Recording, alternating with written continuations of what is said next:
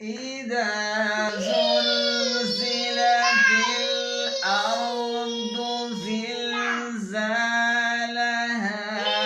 وأخرجت الأرض أثقالها وقال الإنسان ما لها يومئذ تحدث أخبارها بأن ربك أوحى لها يومئذ يصدر الناس أشتاتا